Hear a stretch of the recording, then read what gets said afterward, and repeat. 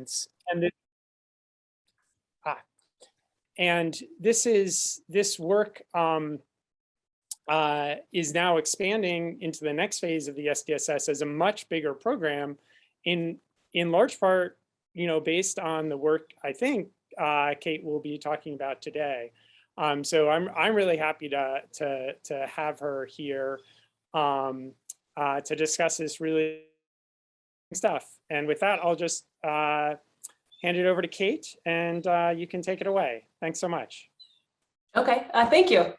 Hi, everybody. Thank you for having me here today. I wish I could have been there in person, but we know how things go these days. So today I'm going to be, as Mike said, I'm going to be talking to you guys about I'm going to be focusing primarily on my main area of research, which is using a technique called reverberation mapping.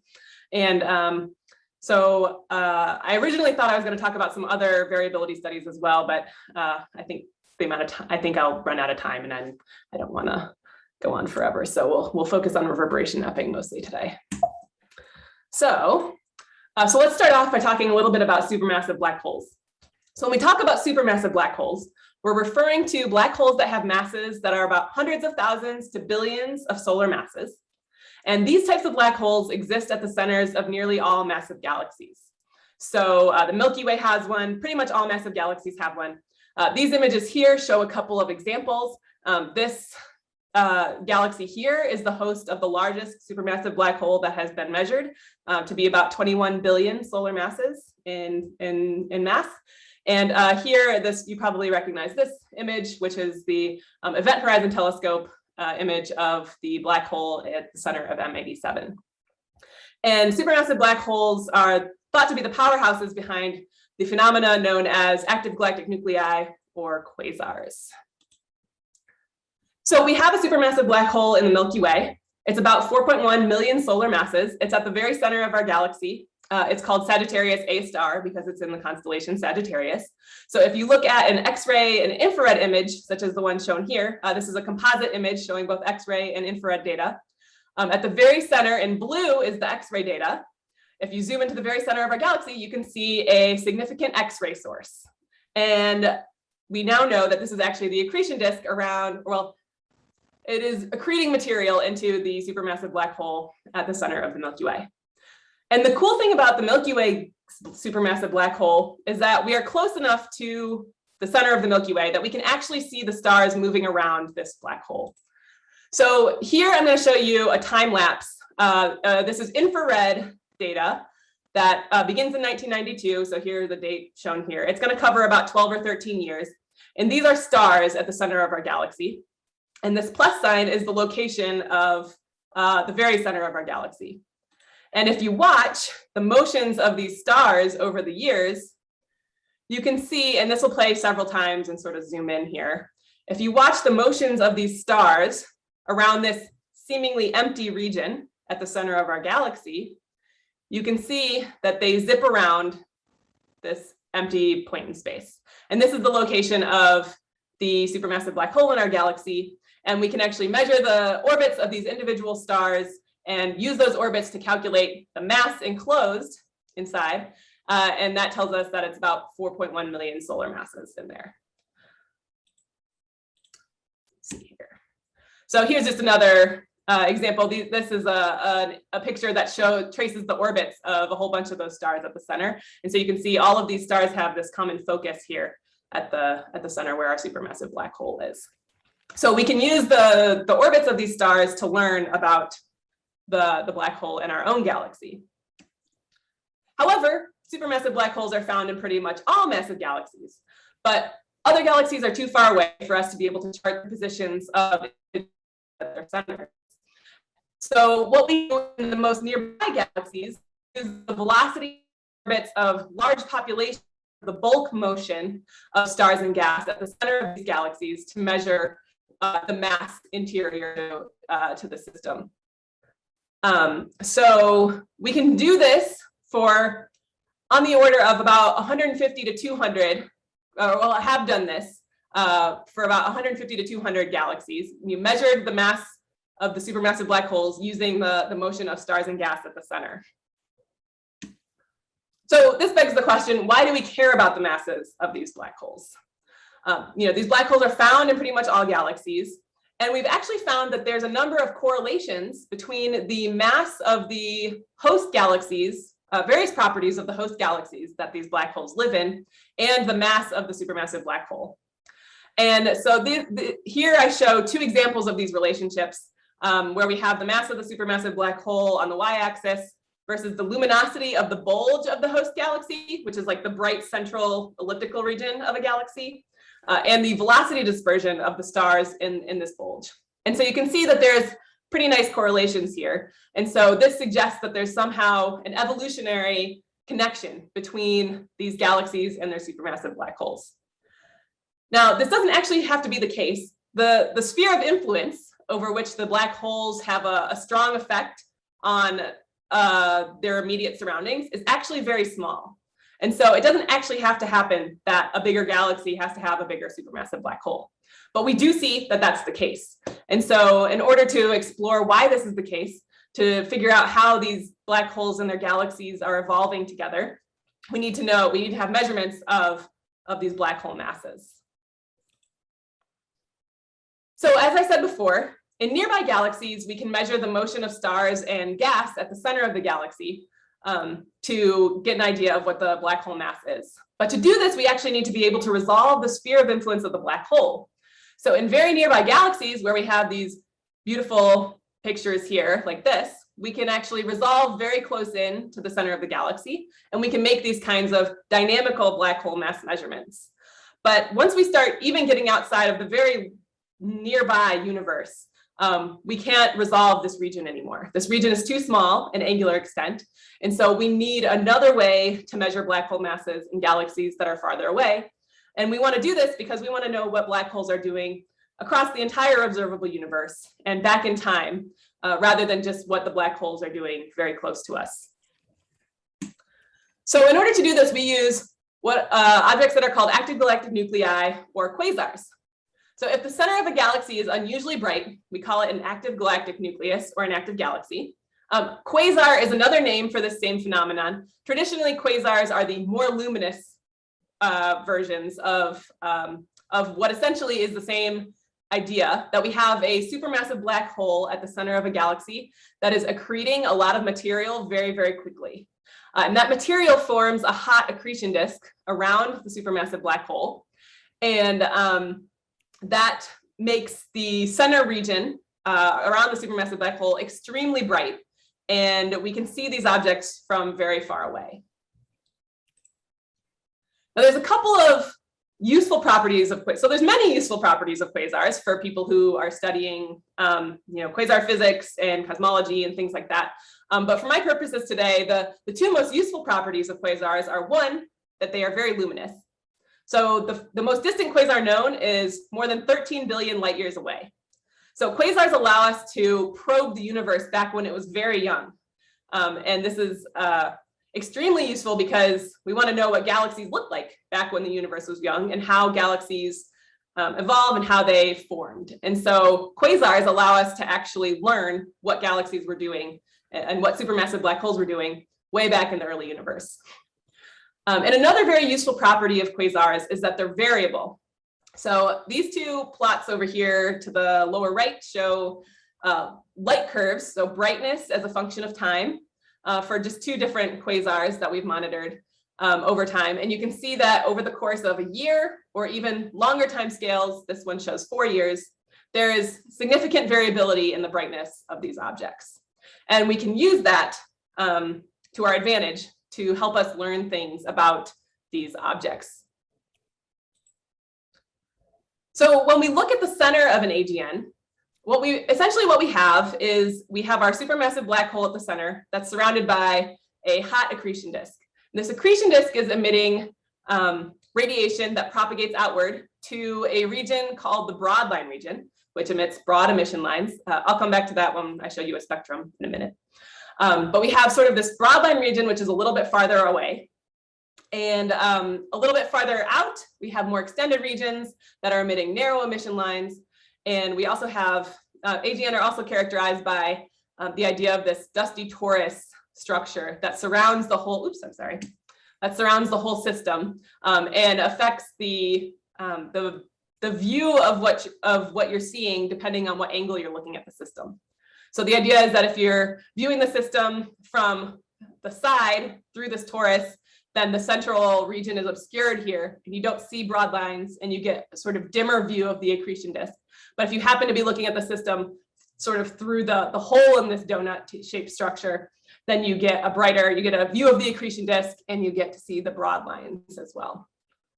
And AGNs also often have jets, but those I'm mostly going to ignore for today's purposes. So what does this look like when we take a spectrum of an AGN? Here is a composite image showing what quasar spectra in the UV and optical. And this just shows a number of distinct features that we see in these AGN and quasars.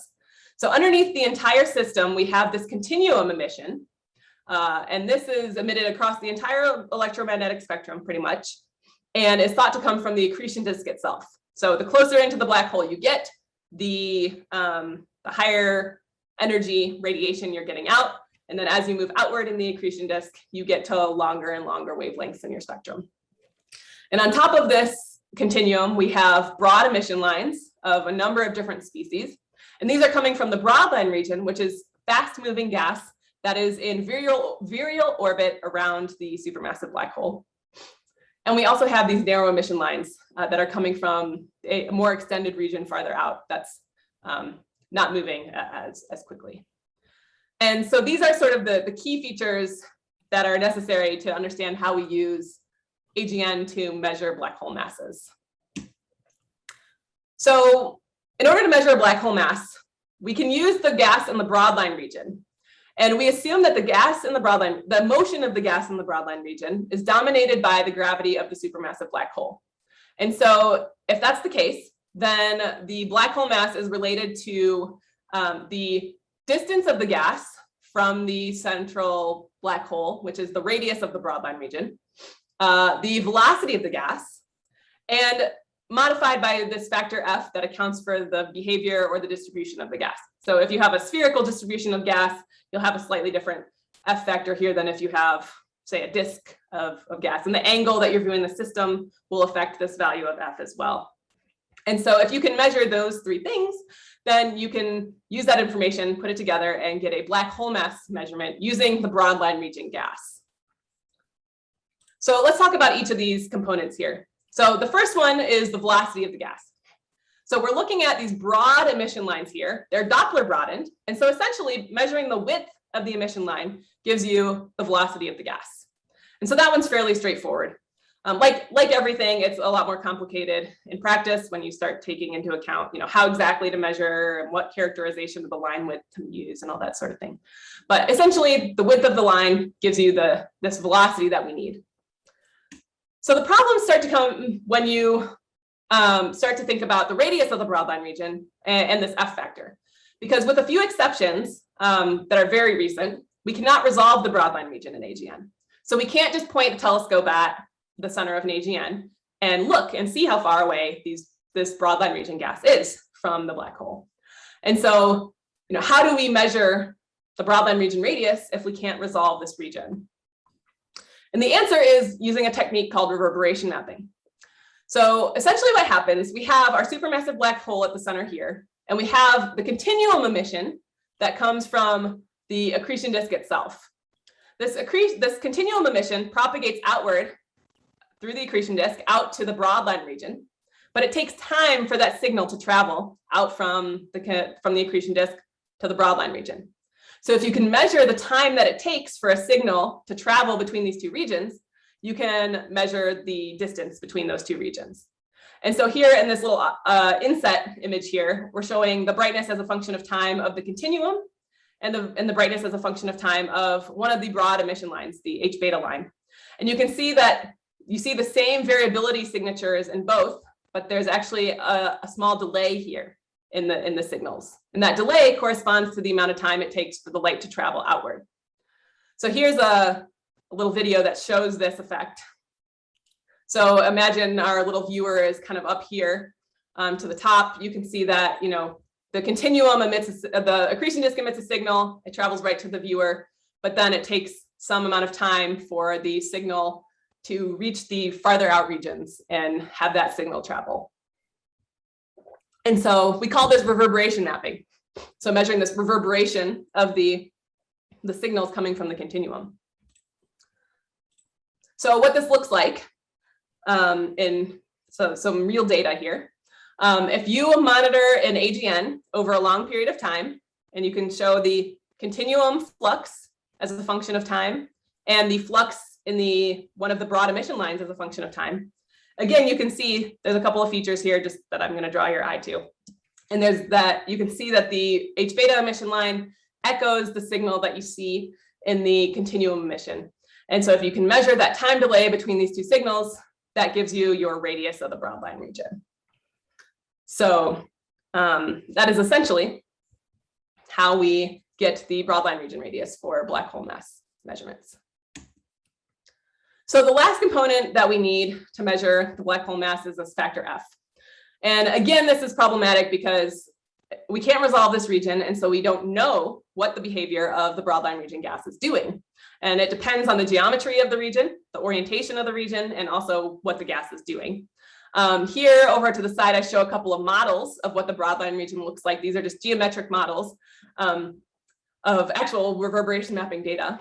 And so depending on what we get for these types of models, this F factor changes a little bit. And so until very recently, these models did not exist because we haven't had good enough data to make them. So what people have been doing is actually using these correlations between host galaxy properties and black hole mass to calculate what the F factor needs to be for AGN. So here I'm showing the black hole mass, and on the x-axis is the stellar velocity dispersion of the host galaxy stars in the bulge. And objects that are close by galaxies that have this measured using the motion of stars and gas are shown in gray. And AGN are shown with reverberation mapping measurements are shown in blue. And this is before multiplying by any sort of F factor. And so what we do is we just say, well, what does F need to be so that these blue points fall on this relationship made by the gray points? So we calculate F and we say, okay, that's what this average F factor is for the whole galaxy sample. And that puts these blue points on the same relationship. And so, this is the average F factor for AGN.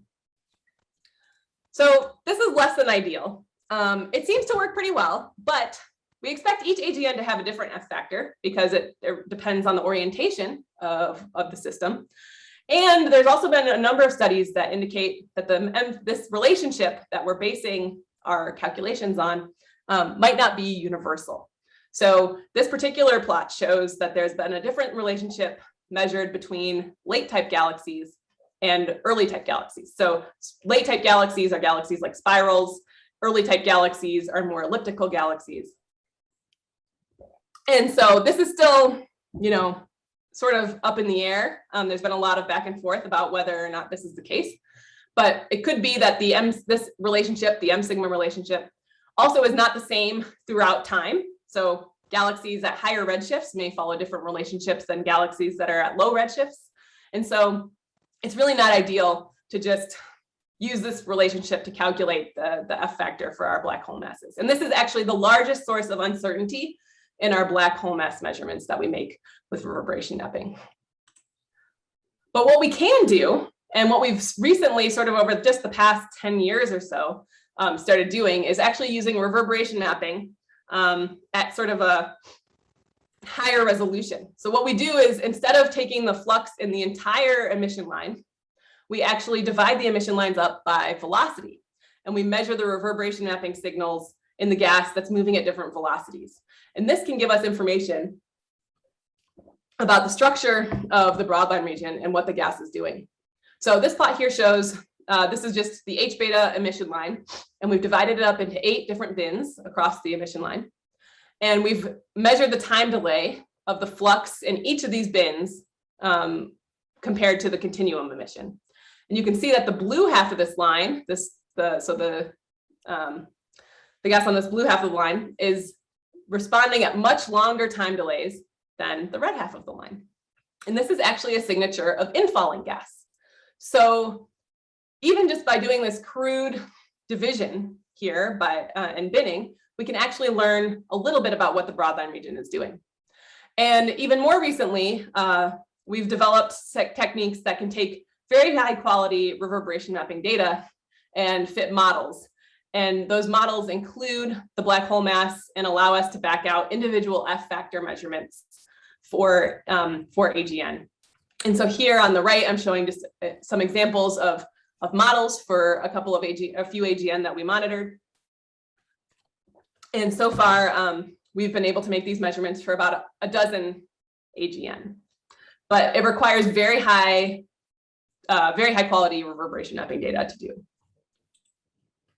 So in practice, reverberation mapping is a very observationally intensive technique.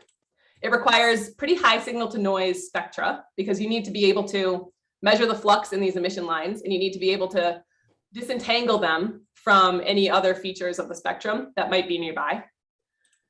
You need flux measurements that are accurate to within a few percent because you're relying entirely on variability. And so you need to be certain that the variability that you're measuring is not due to calibration issues or something else that you're doing. You need to be sure that this is really variability of the AGN. You need long programs, ideally at least 3 times the longest time scale of interest, because you need to not only observe the continuum, do something interesting and vary, but you then need time to observe the response of the emission line. And for objects that are far away and very luminous, this can be a very long time. And you also need a high time sampling relative to the expected time lag, because if you are only looking at these quasars once every month, you're not going to be able to measure a time lag of a few days. So this means that getting a single reverberation mapping measurement is observationally very expensive. This plot here to the lower left that shows a light curve for one object is 180 days of daily observations on a telescope here on Kip Peak, and a couple of other telescopes, which are shown in other colors. So that's half a year, sending people up, observing for an entire half a year, followed by 2 years of dedicated graduate student data analysis and processing and all of that. So, and that gives us, and we were able to observe, doing it that way, we were able to observe about 5 objects. So we got results for about 5 objects over the course of 1 season. And so over the past few decades, we've amassed 60 or 70 measurements of AGN that in sort of nearby AGN that are sort of done with more traditional reverberation mapping results or campaigns, excuse me. Now, and I'll talk more about how we fix that later. That's leading up to this. So one of the cool things that's come out of these measurements is the existence of a relationship between the broadline region size, which is what we measure with reverberation mapping, and the luminosity of the AGN. Okay, so there's a very tight correlation found. We call this the radius luminosity relationship. And this was great because it allowed us to start making black hole mass estimates in AGN using a single spectrum. Because if you can measure a luminosity, then you can extrapolate up to this relationship and determine what the broadline region size is. And you can usually measure a line width from a single spectrum as well. And so people have actually applied this radius luminosity relationship to measure black hole masses in thousands of quasars across the entire observable universe, pretty much. These relationships are used to measure black hole masses in the highest redshift quasars that have been discovered. And these masses are known as single epoch masses because they require only a single epoch of observations to obtain. So what I've been talking about so far, and the data that I've shown you, is from what I refer to as sort of more traditional reverberation mapping campaigns. These are observational campaigns that are carried out over a single observing season for the most part. They're very high precision. They typically are on modest sized telescopes because you can't get a lot of observing time on the bigger telescopes. So we're looking at just a handful of AGN at a time, but we get these beautiful light curves where you can really see the variability features well. You get these high signal to noise spectra, and you really just get a lot of detail about what you're looking at. But you can only do this for a handful of objects. And because we're typically restricted to pretty small telescopes to get the observing time that you need, we're limited to sort of nearby low luminosity AGN. These data that I'm showing here are actually from a Hubble Space Telescope campaign that we carried out back in 2014. And we also followed that up with a lot of ground-based telescope time as well. But this is sort of, the goals of this particular type of reverberation mapping experiment is to obtain these velocity resolved results, to measure properties of accretion disks, and to really model the broadline region in great detail. So to take a handful of objects, or even just one, and just learn as much as you possibly can about what's going on with the accretion and the broadline region at the center. But recently, we've actually started to shift towards what I refer to as more large-scale multi-object reverberation mapping campaigns. And these are carried out on survey telescopes. They typically are carried out over several years instead of just a single season. They tend to be a bit lower precision because we don't have we're typically looking at fainter objects, but we're also looking at a lot of hundreds of AGN at one time rather than just a handful. And we're looking at lower signal to noise spectra. And the main goals of these types of programs are to, rather than just look at the most nearby low luminosity AGN, to measure black hole masses in a more large uniform sample of quasars. So a range of luminosities, a large range of redshifts, to look at different emission lines that that are shifted into the optical when we're looking at higher redshifts, and to look at possible evolution in the galaxy black hole relationships, like the M sigma relationship that I've been showing. So rather than getting really detailed information about one object, these types of campaigns are best for getting, more of a statistical view of what the black hole mass population is doing. And so over here, I show the radius luminosity relationship. You can see the high luminosity end is not very well populated. So these survey programs aim to populate this end of the relationship. And this bottom relationship is actually the radius luminosity relationship for a different emission line, the carbon-4 line. And it's very sparsely populated at the moment. So we want to start looking at other emission lines that are commonly used in high redshift objects to measure black hole masses, but we need to fully understand them before we can properly apply those results. So the project that Mike was talking about, that I have been involved in since roughly 2014, 2015, is the Sloan Digital Sky Survey reverberation mapping project. So the main goal is just to measure black hole masses in as many objects as we can. And to do that, we're using the SDSS telescope in New Mexico with the BOSS spectrograph, which uses these plates. And these plates have 1,000 holes drilled into them, and each hole corresponds to the location of a quasar. And they get plugged in with fibers, and we get a spectrum of 1,000 objects at the same time. Now, at the same time, we've also been monitoring the same field, so the same field of quasars that we were looking at with SDSS with this extra time that we managed to get. We've been monitoring that field from the ground with a number of telescopes to get photometry that will help us sort of improve the cadence of our light curves in the continuum. And we've also been following all of these objects up with various other telescopes to get X-rays from XMM and Chandra, infrared information from Spitzer, and UV information from HST. So this program so far has been a remarkable success, actually. With only the first 4 years of data, so 2014 through, we were able to measure a total of about 150 black hole mass measurements.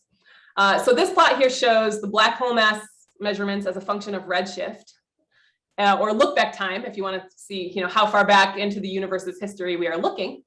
And all of the colored points are from the SDSS reverberation mapping program. The gray points were previous measurements that had been done with reverberation mapping. And so before our program, so pretty much all of our measurements are at redshifts of greater than 0.3. And before this program, there were only 15 measurements that had been made at redshifts of greater than 0.3. So we've pretty dramatically expanded the sample of AGN that have reverberation mapping black hole masses, and dramatically expanded the redshift range that is covered by this sample as well. And so, and we actually still haven't even finished working with this data set. So we're actually currently working on, we've completed observations in 2020 for this particular program, and are putting together the final 7-year light curves, and we'll be doing sort of a final mass batch release of masses and light curves from the whole range of data as well. So so that was pretty exciting, and this is sort of shows that we actually can do reverberation map. This is the first time this has really been done with a survey style telescope like this before. And so we showed with this program, with just the extra time that we could get from the SDSS program, that we could do this.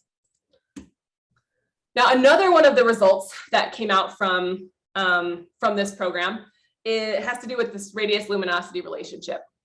So the relationship I showed you before was a very nice tight relationship between the broadline region radius and the luminosity of the AGN.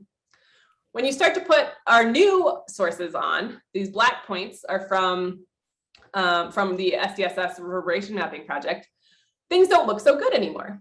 And when I first drew up this plot, when I was putting this paper together, this stressed me out a lot. And we spent a lot of time looking at this, trying to figure out why on earth our measurements were falling below this relationship.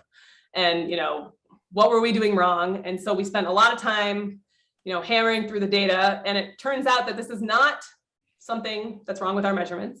This has actually been seen in smaller numbers by another group too. You can actually see there's a handful of green points here, which is another study that started to find a bunch of objects below the relationship as well. And we actually think that this is physical in nature. And the reason for this is that the sample that we looked at with SDSS is a very broad, sort of almost random sample of quasars pulled from a wide range of redshifts. And it's pretty much representative of the general quasar population. These blue points that have been used in the past to calculate this relationship, by necessity, have all just been very low luminosity nearby AGN that are chosen to be highly variable because they were chosen for a high probability of success to make these reverberation mapping measurements. And so it turns out that this sample is not very well representative of the general quasar population. And so once you start looking at quasars that look different, you see that this relationship is not universal. And this actually has very wide-reaching implications for black hole mass estimates, because I mentioned before that people are using this relationship to measure black hole masses in like thousands of quasars across the observable universe. And anybody who's looking for high redshift quasars uses this relationship to measure their black hole masses. And so it turns out that we can't just blindly apply this to all different quasars. And so we've started working pretty hard on trying to figure out how we can correct for this. So it turns out that the radius luminosity relationship is likely to depend on the slope of the spectral energy distribution of the AGN, which is affected by the accretion properties of the AGN. So here on this bottom plot, I show the spectral energy distribution of a few different quasars that have different accretion properties. And in the UV sort of optical regime here, you can see that these different accretion rates produce different spectral energy distribution slopes. And that will affect the relationship that we measure here. And so we've started working on measuring the spectral energy distributions of all of these quasars that we have here. And this involved getting time on the Hubble Space Telescope so we can observe in the ultraviolet, and also mining the NASA data archives for a whole bunch more objects that already have observations. And so what our goal is to figure out, to really nail down the cause of this discrepancy and essentially provide a correction for it so that people can still use the radius luminosity relationship to measure black hole masses, but they may need to know a little bit more about the objects that they're applying it to. So with these data, we were also able to measure relationships for the Magnesium 2 emission line and the carbon 4 emission line, which are less well studied. And this actually just shows that we have a lot more work to do because the magnesium-2 relationship looks like a bit of a mess. There's a lot of scatter there. And so we need to figure out why that is. And we also still are working on, we're having still issues with selection effects.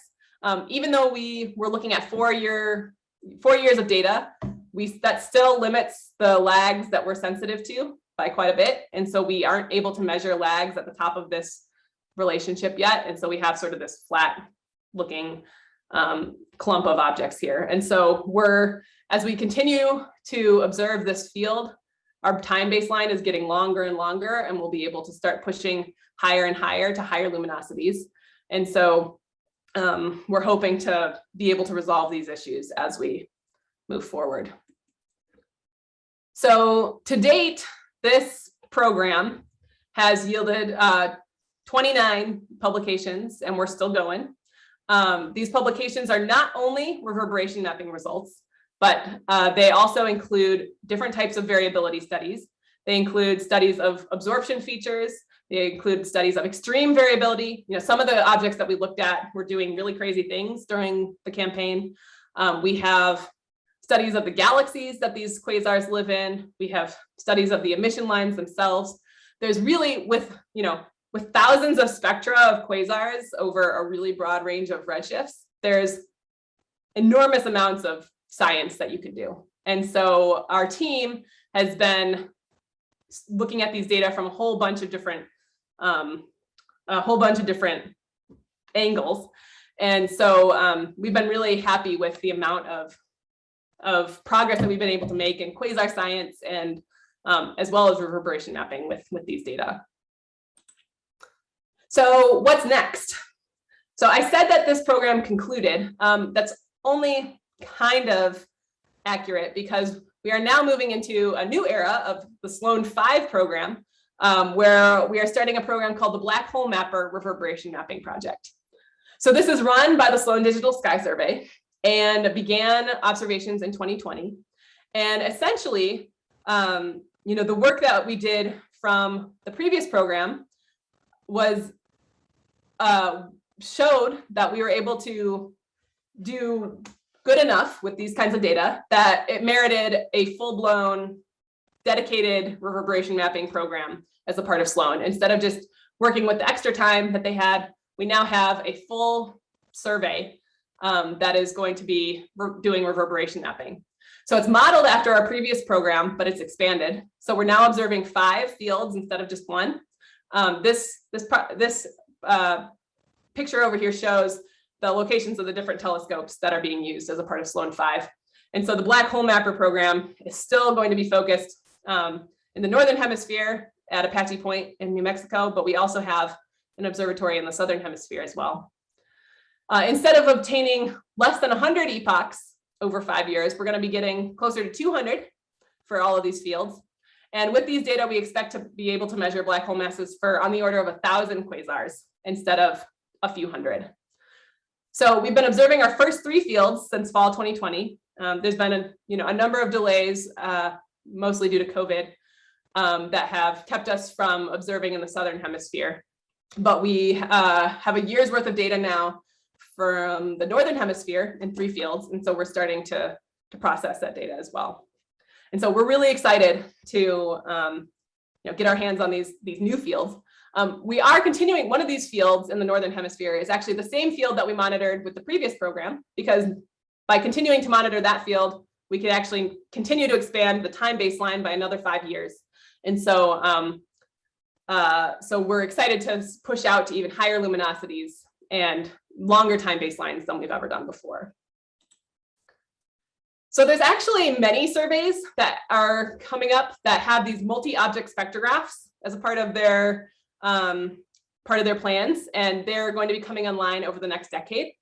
So these are just the names of a few of these programs. At least 2 of these, the Foremost program and the Mauna Kea Spectroscopic Explorer, they both are planning to have reverberation mapping components to them. So SDSS is not the only program that's going to be doing this. There's another survey that has been doing this as well. The Australians have a telescope that they've been doing some reverberation mapping with as well. But essentially, most of the results thus far have come from the SDSS program.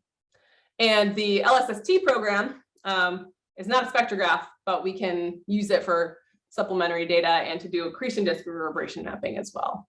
So over the next decade or so, there's going to be a whole lot more data and a whole lot more science done in this area of quasar variability and reverberation mapping.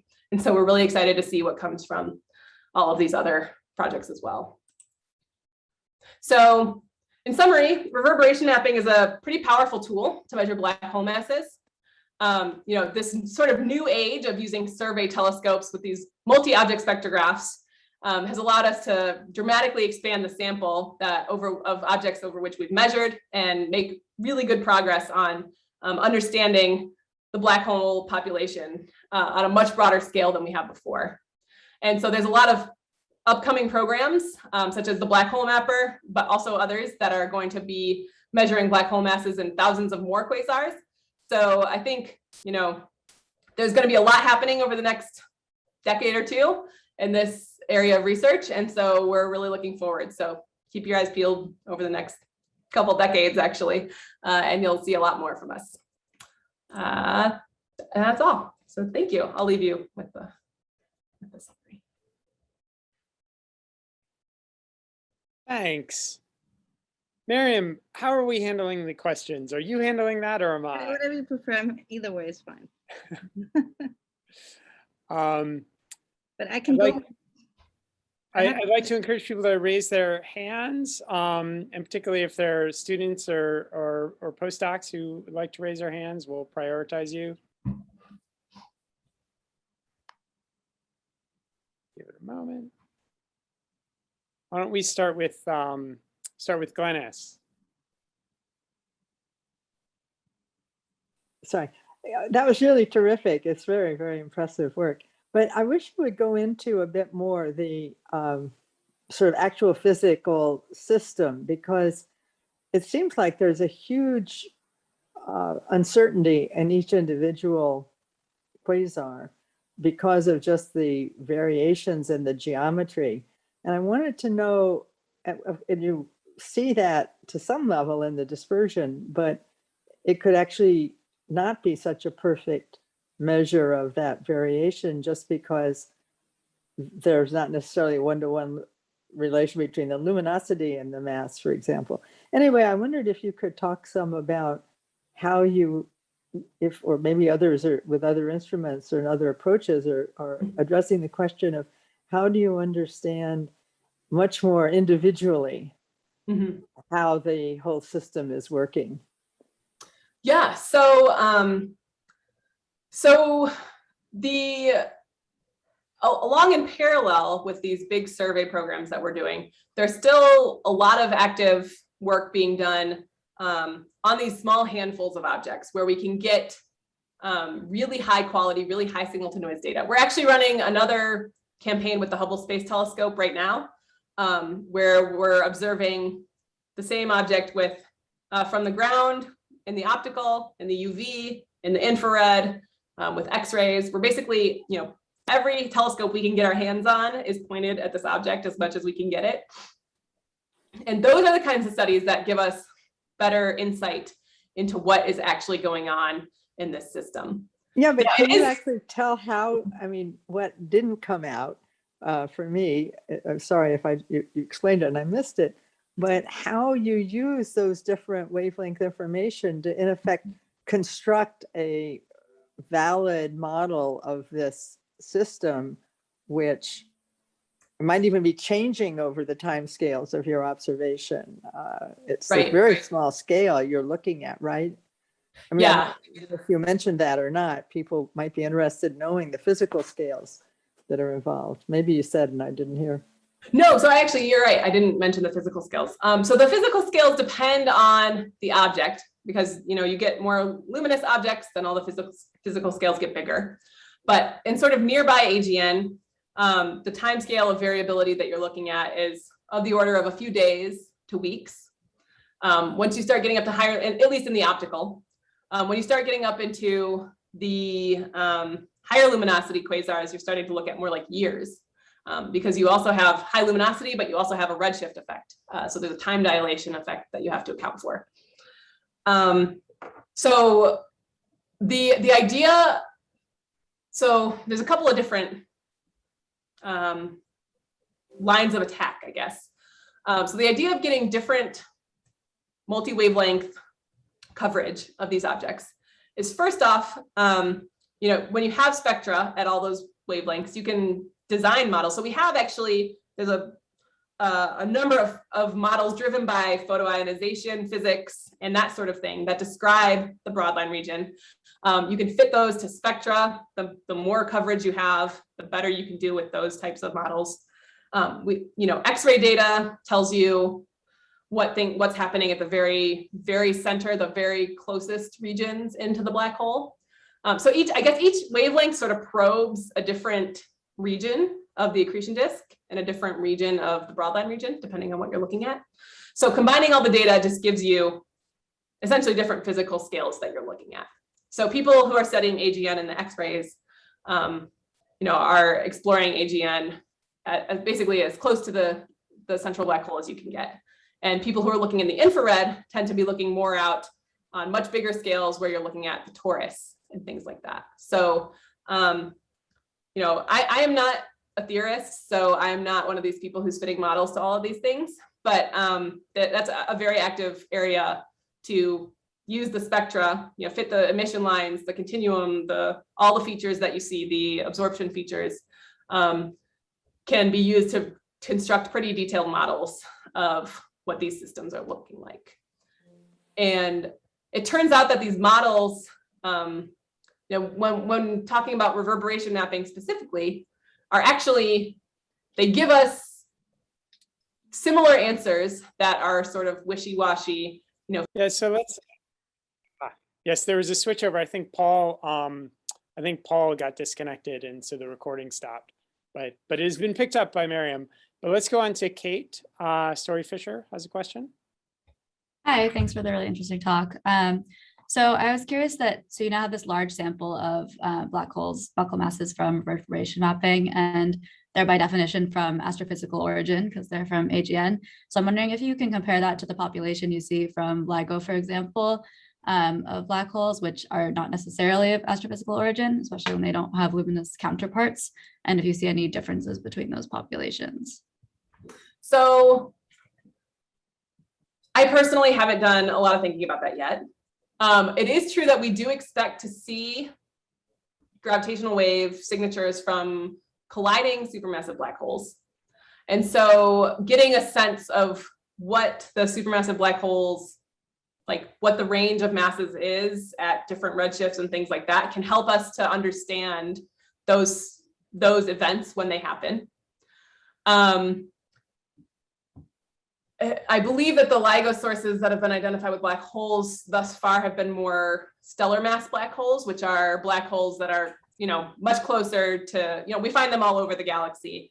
And so they're sort of a different beast. But I do believe that eventually they believe that they will see signatures of colliding supermassive black holes. That will happen probably a lot more rarely. We do see galaxies colliding, but I don't know exactly what the prospects are for that, but I understand. Yeah, thank you. So do we have any other questions? I was in, if not, I have a question. I was intrigued by one of the last lines in one of your slides about accretion disk reverberation mapping. And so I was wondering what exactly that was. Yeah, let me go back. I'm sorry, let me go back to just maybe an image here. Just go back to this one. So you can actually do reverberation mapping entirely. So the reverberation mapping that I was talking about was to measure black hole masses, which requires the broadline region. But you can actually, you know, the signals that come out from the center of the accretion disk propagate out through the accretion disk, and you get to increasingly longer wavelengths as you go out in the accretion disk as well. And so you can actually measure time delays between signals using only continuum measurements at different wavelengths.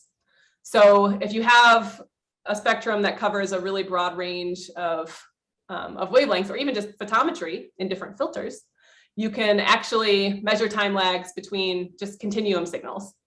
And what that tells you, that gives you an idea of what the accretion disk structure is like. And so people have done this as well. I could give a whole separate talk on accretion disk reverberation mapping, but they've done this and measured the sizes of accretion disks and compared the measured sizes of and sort of the structure that they find with pretty well accepted models for what the accretion disks look like.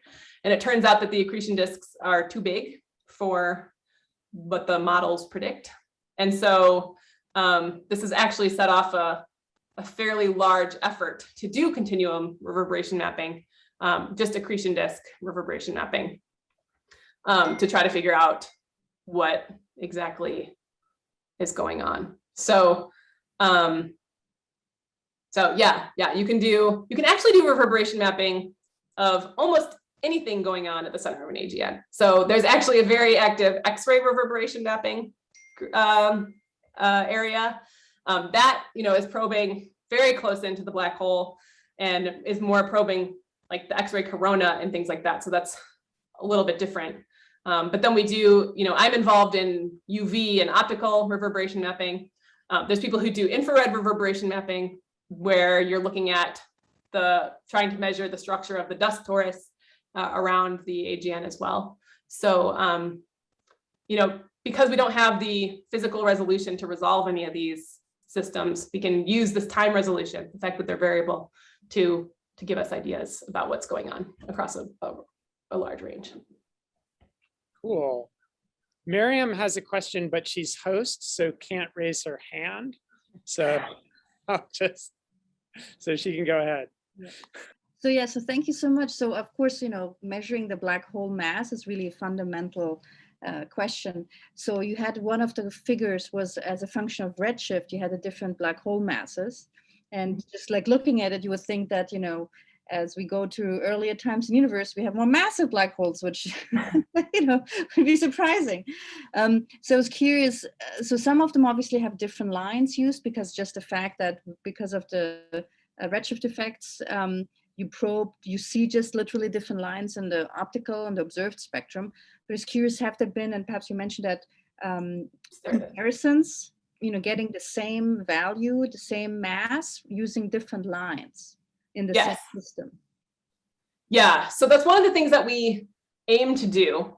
It's very difficult to get masses with multiple lines in a system, usually just because often our spectrographs don't cover wide enough wavelength ranges. We do have a handful of objects that have, for example, both H beta and magnesium 2 masses. But because we're typically restricted to whatever falls in the optical that we can observe on the ground, that's difficult. So what you're seeing here is entirely a selection effect. When you're looking at objects at higher redshift, we're only able to see the most luminous objects. And the most luminous objects are going to be the ones that have larger black holes because they're going to have larger accretion disks and they're going to have, overall brighter accretion disks. So, there's no reason to think that there would not be these low mass black holes down in this region out here. We just can't observe them with the technology that we have. So that's one reason why we haven't done a very comprehensive.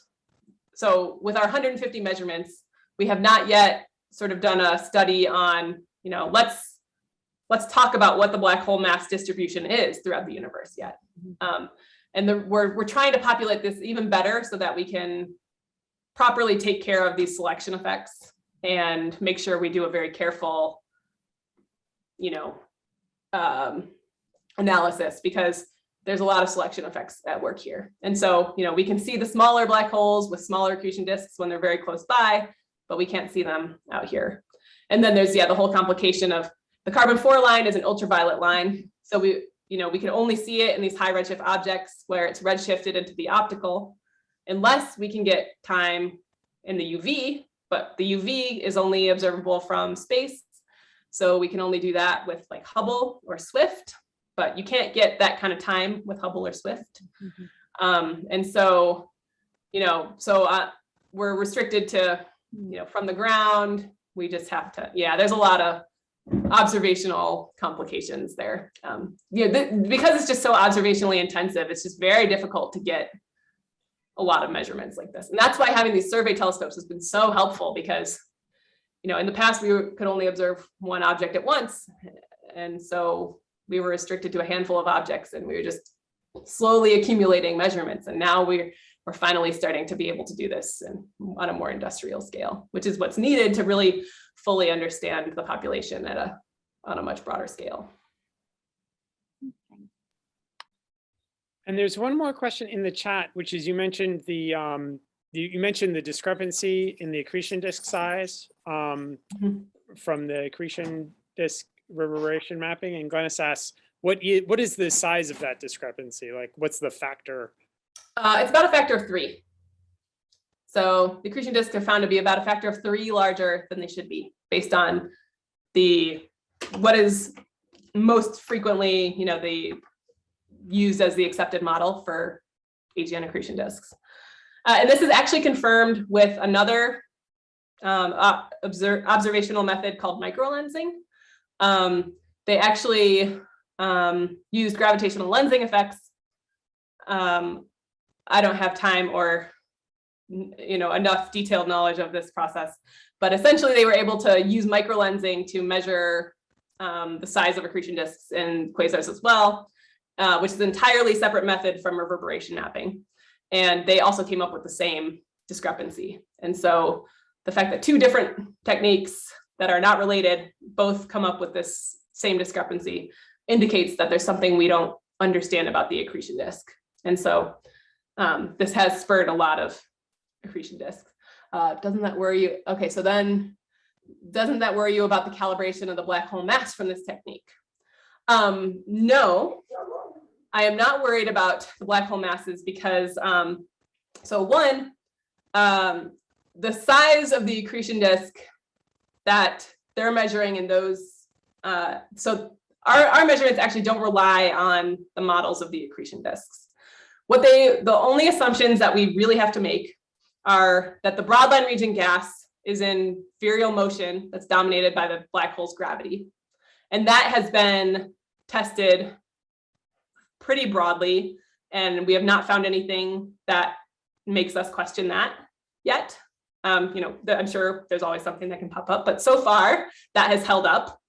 And the other assumptions that we make is that the size of the continuum emitting region is very small compared to the size of the broadline region.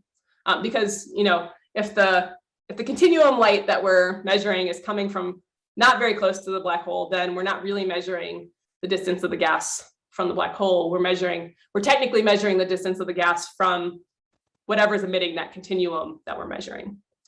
But that distance is expected to be extremely small compared to the size of the broadline region.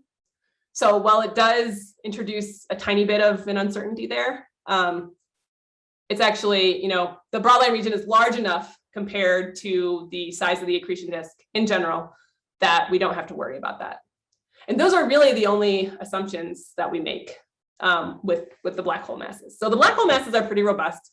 It is true, though, that the uncertainties are not tiny because of the unknown angle of orientation, that F factor, essentially.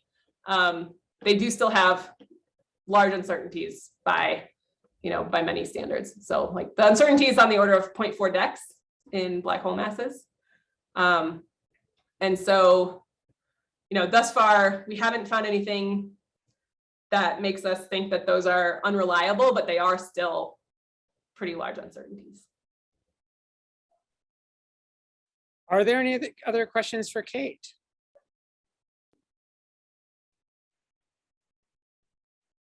All right, thank you so much. That was such a great talk. I am very happy. Great, thank you. Well, thank you for having me. Yeah. This was fun.